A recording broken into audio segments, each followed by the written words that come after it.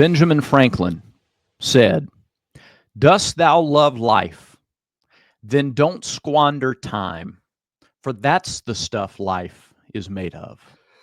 Welcome to a brand new Village Vice. What was He, that? he's Zach Blackerby. Ben Franklin He quote? wasn't ready for Benjamin, no middle name, Franklin today. No, No. I wasn't.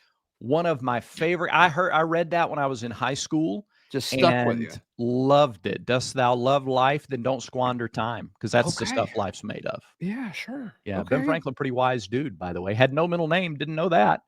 I wanted so bad to go Benjamin something Franklin. No He middle didn't name. have a middle name. Didn't have one. How about that? Ben Franklin and my dad, two great guys, don't have middle names. So how does that happen? How does your dad not have a middle name?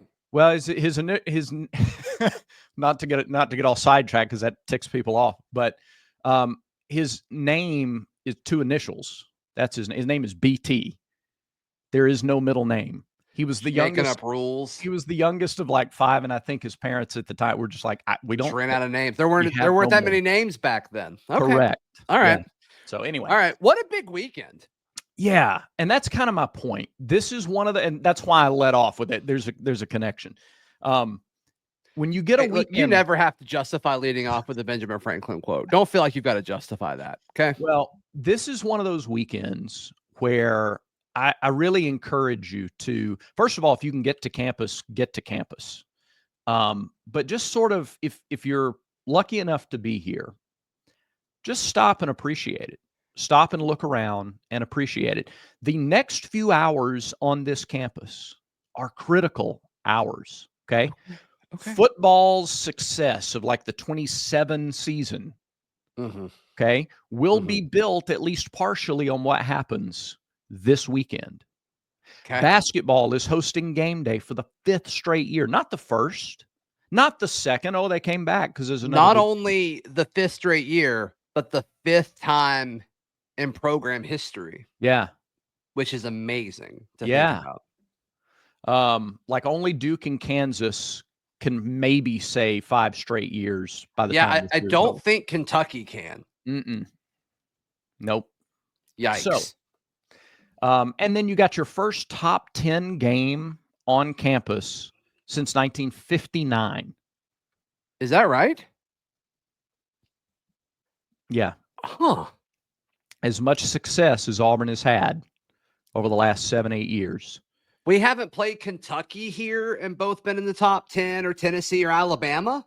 Not in both being in the top 10. How about that? Yeah. I didn't realize this. Unless my research is faulty, and it usually that's isn't. your stat. You found that? Well, yes. Oh, okay. So it could be wrong, but man, I was so confident about it. Are you still? Yeah. I'm 90%. Don't let me impact your confidence. Don't give other people that power over you. So, look, football, basketball. We have gymnastics tonight too. Like but particularly like football. The importance of the weekend for football, I don't think, is to be just totally washed over. This environment at basketball is going to leave an impression on all those juniors that are coming in for junior day. Well, that's such a big selling point for Auburn, though. I think when you go to other SEC schools, they're selling their SEC football program. And it's not that Auburn's not selling their Auburn football program. Right.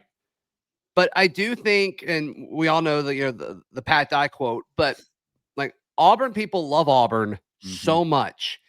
And with my other job, I'm over most of the college shows throughout the the Locked On Podcast Network, and we hire all these new shows, or whether we're replacing somebody or launching a new show, and we talk about like you got to talk football. Like no, well, like we love everything. I'm like, no, you really don't. Like I promise your fan base actually doesn't. You're like, no, I'll prove you wrong. I'm like, great, I hope you do. Yeah. And 9 times out of 10 they don't. Auburn's different. Like Auburn. There's a few. Auburn and then Arkansas is kind of the other exception to the rule based on what we've seen with data. And so to me, it's like if all of this stuff is happening on this one weekend, this quote unquote the off season, quote unquote, one of the down times of the year, it's like if you're visiting this, how are you not looking around saying like, I want to be here because Hugh Freeze is going to say, like, look, and a lot of these guys have been to a game at Auburn before, football, but some of them haven't, right? With all these kids coming down from Baltimore. Yeah. Like, hey, this is what they do for basketball. Just wait till you run out of that tunnel at Jordan Stadium. Yeah, it's going to be awesome. Yeah. You think you can have big fun in Baltimore, but big fun is to be like that arena, that building. I'm sorry, I'm pointing like everybody is in the same geographical like spot from the building. That building has become a go-to building. Did you point to Neville? I did, yeah. Okay, yeah. Thank you. They'll sell out gymnastics tonight. Point towards Stanford Hall real quick. Point that way, just real quick. There it is over there. All right, point to Jordan Hare, just real quick. It's even more like same direction. Yeah, just closer. Yeah, just a little closer. Right. I could throw a pebble almost at Jordan Hare. Point to Auburn Post Office. It's over there. Okay. Everything's to the right. There's nothing to the left. Okay. It's over there. What does that say about you, Brad? What does that say about you that everything's to the right, nothing's to the left? Says I'm a pretty moderate guy, Zach. Pretty moderate. Should we talk about it? Huh? What? What are you talking about? What? Neville is a special place. Yeah, I agree. Neville's a special place. They'll sell out gymnastics tonight. Basketball's the place to be, and it is. It's a selling point. The passion of the Auburn fan base is a selling point. The enthusiasm is a selling point. The fact that you can come here and get, top-notch experiences as a student athlete and as a student, that's a selling point. Yeah. And so it's a big weekend. And I know you've done shows, and I know Kyle has done shows on this same channel about the kids that'll be here, and they're juniors in high school. I understand that, there's a little time before you'd see any of them in the orange and blue, but it's important. It's important, especially when we talk about the emphasis of stacking classes, which is where we're starting to see the benefit of it. The transfer portal, you can microwave it and it heats it up for a little bit, but the way you build these programs for the long term is you put it in the crock pot, or you put it at the oven at 350 and just let it cook for a few hours. I mean, that's what they're kind of doing both, right? They did what they could to stay afloat. And I know the past 2 seasons haven't been what the coaching staffs wanted them to be and what the fan bases wanted them to be, but it's hard to deny the talent that's currently on the roster. It's just young. And some of it's proven because they had to play earlier than expected, and some of it's not. But the upside there is tremendous. So another class like the one that they've put together the last 2 years, these guys know that. These guys know, like, all right, y'all are the final piece. Yeah. Like, we need one more. We need one more class like we've had, and we're on our way, and we need you to be a part of it. That's the pitch. Would this be the 27 class? This would be the 27 class, right? This is not the 26. That'd be the 26 class. It is the 26. Okay, then So these guys are prepping for their senior year of high school. That's right. Yeah, it's the second semester of the junior year. Okay, got it. Yeah. Which is what, I mean, you say it's a while, and it is, but that's also kind of the point of it. But a lot of these kids will be enrolled a year from now at whatever school they choose. Yeah, that's just the way we are. I mean, Auburn had an electric junior day last year. That's when a lot of the momentum started. I mean, I'm sure, guys like Alvin Henderson and Cam Coleman, not Cam Coleman, I'm off of class, but a lot of these guys that are now enrolled and getting ready for their first spring, they were at Auburn's junior day a year ago. Yeah. The guys from Thompson and some of the other. Yeah, for sure. So it's big. And again, just kind of to reiterate, everybody that is lucky enough to be a part of this atmosphere, like, you don't need a ticket to go to college game day. You don't need a ticket to the game to go to college game day. Sure. So, like, just come be on campus. Just come and experience the campus. It's a late game. You got all I think they call that just vibes, Brad. Yeah. Just vibe. Yeah. I can still remember walking around campus before the 2004 Georgia game and how it felt different than it had felt in a very long time. I can remember vividly leaving Toomer's Corner after the Kick 6 game, passing by Anders bookstore, and the marquee, the sign out front had changed from "We want Bama" to "We got Bama." Oh, that's awesome. Like, I remember how I felt walking down the street in those moments. And I think this weekend is another opportunity for people to build memories like that. You're going to remember where you were when Auburn played Tennessee in 2025. Okay. Yeah. All right. I'm a little amped up, Zach. I can tell, dude. Yeah. It's like a new Severance drops tonight and you're fired up. You're fired up. Yeah. I'm trying to think of like which pre-game atmosphere like stands out the most to me. And really the only one that's jumping out to me, so I guess this is the answer, is 2010 LSU for me.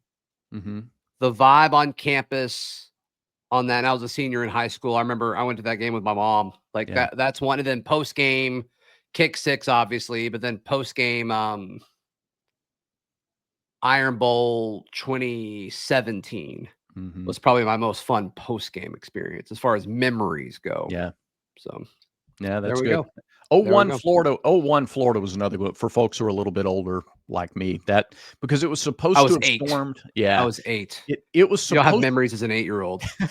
It was supposed to have stormed all game. Okay, but it didn't start raining until right at the very end, and it was a huge torrential downpour. So like going to Toomer's Corner, being in front of Sanford Hall in the driving rain after you just pulled off that upset. Yeah, that's a core cool. Auburn memory. That's cool. What are some of your cams, your core Auburn memories? Nice. Drop your cam in the comments. Yeah, I'd love to read those today. So, yeah, more on this top 10 matchup in a second. Some of you are wondering, like, man, these guys, like, I usually like looking at them, but I like looking at them a little bit more today. And the answer is because we're both rocking throwback performance hoodies. Yeah. And you should too. And you're like, wow, those are two very different colors. It's almost Christmassy on today's edition of Village Vice. Well, they've got a lot. They've got a lot of different colors and patterns and styles. And it's not just for hoodies, Brad. No. It's for polos. It's for the quarter zips. It's for everything on their stinking website. That's at roback.com, RHOBACK.com. Use promo code VICE20 for 20% off your order right now, today. Look, let's go. There's nothing wrong with, a big box store hoodie for less money. That's got its place, but this is better. This is upscale. This is fine. You're going to look and feel much better when you go to roback.com. Get 20% off, promo code VICE20. All right, Auburn, Tennessee. But okay, yes. Before we get into this, can I very quick aside? You can do whatever you want. Whatever you want. Do you use bar soap? Yes, I do. Okay. Did you ever notice that if you drop the bar soap one time, you will drop it a minimum of 4 times? You never drop the soap once. Stop. During a shower. Why are we doing this? Where are you going with this? I'm not going anywhere. I'm just saying this. You never just drop it once. What are you talking about? If you drop it once, you're going to drop it 4 or 5 times. This is just straight on observational. You either don't drop it at all or you drop it a minimum of 3 or 4 times. Is that just me or is that everybody else? I can't tell you the last time I've dropped the soap. Okay. Well, look at me. I'm coordinated. I don't drop the soap. Sorry. I thought you weren't going anywhere with this. I wasn't going anywhere with that. No. All right. So Auburn takes on Tennessee, obviously a huge, huge matchup. And you look at it and a lot of the teams that we kind of assumed to be at the top of the conference, Tennessee, which they're 4-2, Ole Miss 4-2, Texas A&M, Missouri, weirdly enough, Florida's kind of coming out of nowhere. But there are a lot of questions with a lot of these teams. Yeah. The question about Auburn is Jani Broome going to play or not? Right. Practiced earlier this week. There seems to be some optimism. We'll see if he comes out there. And oh my goodness, if he does, that place is going to go crazy. It's going to be insane. But this is the context of how we talk about this year is different than previous years because it used to be just finish top 4 in the SEC. And you get that double bye in the SEC tournament. Yeah. If Auburn wins on Saturday, I have a hard time seeing them not get that double bye because I think the separation between them and 5 would be it'd be like 3 games, which at this point is a ton, right? Especially with how good Auburn's playing. But the context about that's a little bit different. Now it's okay. Top 4 is not good enough. You got to win the freaking conference. You're good enough. Auburn's you're in a great spot if you win. You're in a great spot if you win a top 10 matchup at home. Yeah, Auburn's the only team with less than 1-to-1 odds to win the SEC regular season championship at this point. I mean, I don't think it's about a double bye at this point. Yeah, it's about winning the thing, and it's Yeah. Auburn or Bama. It's Auburn or Yeah. Bama in the SEC as far as I'm concerned. It really is. Yeah, they're the only two teams that have fewer than 2 losses in league play. We're only a third of the way through, and 14 of the teams have at least 2 losses in the league so far. It's just I can't imagine the tiebreakers they're going to need for like 7 through 14 or whatever at the end of the regular season. Yeah. Yeah. I don't know about Janai. You know what BP said yesterday at his presser that he would try to practice. And then last night on Tiger Talk, this got a lot of attention. He said the phrase, "It'll be hard to win without Janai." Do you take that to mean he's not going to play, or do you take it to mean like if he doesn't play, it's hard to win? But I think it means you're hosting a top 10 team. Yeah. And you want your best player to play in it. I think that's all it means. Yeah. Okay. All right. I think he plays, Brad. I think he plays.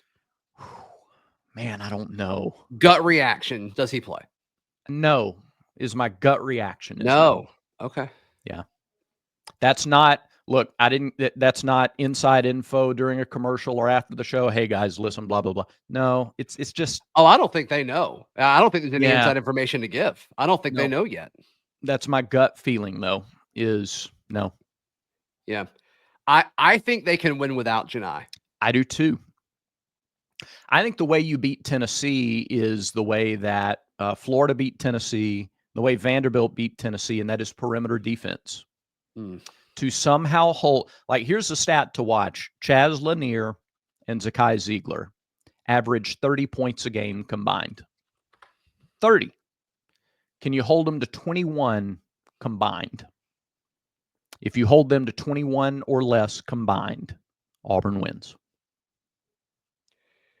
Because I think you've got the rim protection to keep. Look, and they've got 2 bigs that are averaging double figures, and they're an elite team just like Auburn is. There's this is a legitimate top 10 team.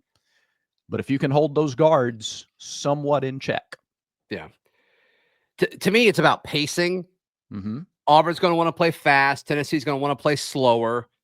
Tennessee is 14th in the league when it comes to points per game. They're scoring just over 76 points per game. For context, Auburn's scoring 86 points per game. But they're allowing the fewest points a game on defense. They're allowing 58.6 points per game. And once again, for context, Auburn's allowing 66. A lot of that is how many shots you get off and just overall possessions and pace. The difference here, Auburn leads the country. I haven't checked in a few days, but like 3 days ago, Auburn led the country in points per possession. And if they can force Tennessee to play a little bit faster, which Auburn historically has been able to do, I think the matchup favors the Tigers. I'm not talking about talent. I'm just talking about the styles of play between the two teams. I think Auburn could be a big mismatch for the Vols. Even without Janai. Yeah, I agree. Yeah, I mean, Janai helps you, right? Yeah. But especially, I haven't heard any questions about Dylan, so I assume Dylan's fine. Yeah. But yeah, to me, I think that's what it's going to come down to. That and with Janai not playing, I'm worried about the rebound aspect of it. Like, we are not as physical around the rim without Janai, which makes sense, right? Like, he's the best center in the country, but leading rebounder on the team. Yeah, you're gonna take a step back, right? That's not a crazy take. So like that's concerning. That would be the aspect I'd be most concerned about.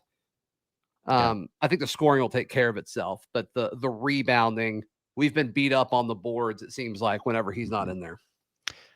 A potential massive game for Chaney Johnson, because I think Tennessee defensively is going to try to do a lot of off-ball stuff and keep the ball out of Miles' hands, out of Denver's hands. Like, I think they're going to try to keep it away from the guards. So, and Auburn's, Janai's also the leader in assists.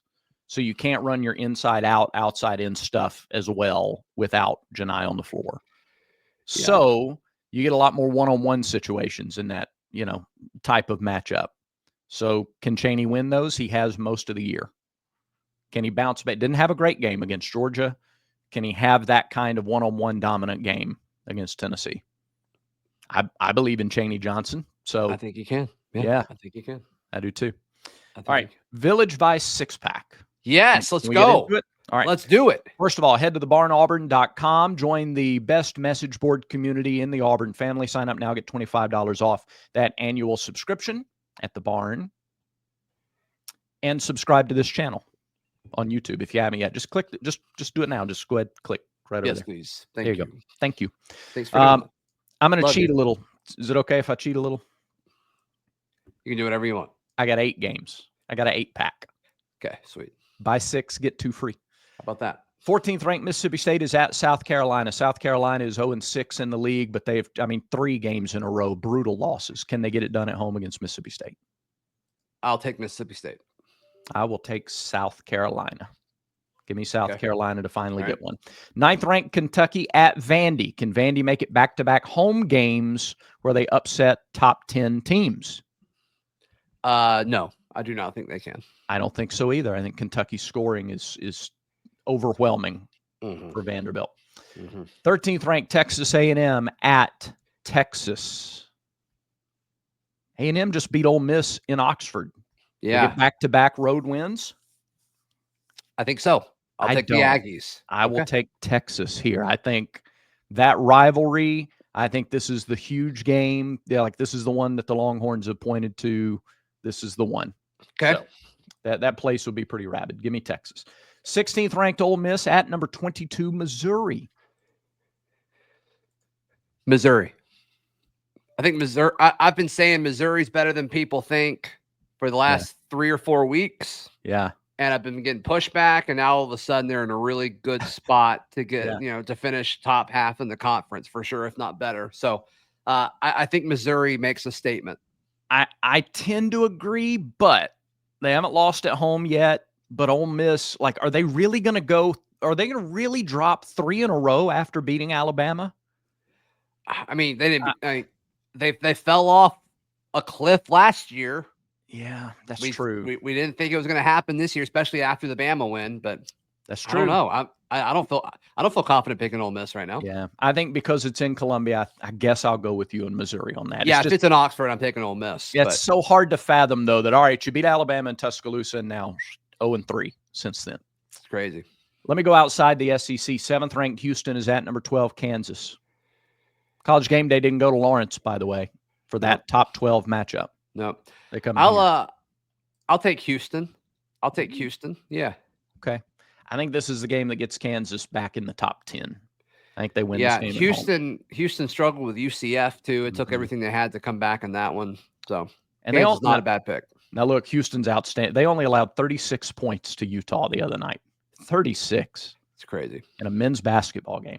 But give me Kansas in Lawrence to get the win. How about 2nd ranked Duke at Wake Forest? Before you laugh, Wake Forest is 7-1 in the ACC. Home game, Winston-Salem. You picking Wake Forest? No. No, nobody is. Number 3, Iowa State at Arizona State. Arizona State's only 2-5, Bobby Hurley, but you go on the road and major conference play, it's tough. Why'd you pick this game? Why is this on here? Well, because it's another top 10 team that's on the road. Okay. There are 5 top 10 teams on the road Saturday. Got it. So you're going Iowa State? Yes. Somebody is losing one of these road games. I don't know if it's Kentucky, Houston, Duke, Iowa State. I don't know. Could be 6th ranked Tennessee. I think they lose on the road for sure. I think Tennessee loses on the road this weekend. Yeah. All right. You want to give me a score prediction in this game? Sure. Okay. You want me to give it now? Please. We're running out of time. I don't know when you're going to do it if you don't do it now. I'll go 76-68 Auburn. I had a friend text me the exact same score prediction this morning. That's weird. Exactly the same. I don't love that. Give me 80-62. Oh my goodness. And here's why. Because if Auburn is successful defensively, they're going to control the tempo of the game. Sure. Yeah. And if Auburn controls the tempo, then the score is going to be closer to Auburn's average than it is Tennessee's average. So, yeah, I think, and if it's a bigger margin later in the game, Tennessee's taking quick shots. I'm all for it. Yeah, I mean, that'd be so fun. Yeah, that would be so fun. Yep. We'll see what I think happens. it's going to be a memorable weekend, and we're lucky to be a part of it. So no NFL games in the 6-pack. I thought those were going to be the extra 2. Oh, shoot. I went 0 for 4 on the NFL games last year or last week. You did. I think subconsciously that's why I didn't. Maybe I wish I was smart enough to have thought of that and use that as my reason. Yeah. All right. Well, you were so confident with them too. You were so confident with your. I wasn't confident with the Texans one. I was just doing that because whatever. But the other 3 I felt really good about for sure. And I'm sitting there like, are you sure, Zach? Like Buffalo's undefeated at home and Kansas City's undefeated at home. Well, Baltimore was favored, weren't they? Like that wasn't a crazy pick. No, the Ravens were favored by 1, but and if Mark Andrews can catch a football, like that one wasn't the bad one. Yeah. But no, you're right. The Lions was the bad one. That was bad. That was bad. All right. So what are your picks for the conference championship games? Since the Lions aren't going to be in the Super Bowl now. No, they won't be. They won't be. I'll go Chiefs Eagles, but I'm rooting for the opposite to happen. Yeah. Yeah. I think I am too, because those are the home teams. Yeah, but I don't know. I don't feel daring there. I don't feel like that's a daring pick, but yeah, if we wanted to be, I want to pick Washington. Yeah, we'll do it. Okay, I'll do it. Chiefs, of course. Yeah, Chiefs, Commanders. I'll do it. You'll pick. All right, sure. Not me. I'm taking Chiefs, Eagles, and I'm going chalk for your conference championship games. Now, everybody pay very close attention to those picks because we weren't very close. Well, Zach wasn't close a week ago. Yeah, you nailed them. Yeah, I was on it. You were great. You were great. All right, that does it for today's show. It does. Thanks, everybody, for watching. Have a great weekend. Thanks for subscribing and commenting. And remember, until next time, everyone has vices. Make sure Village Vice is one of yours.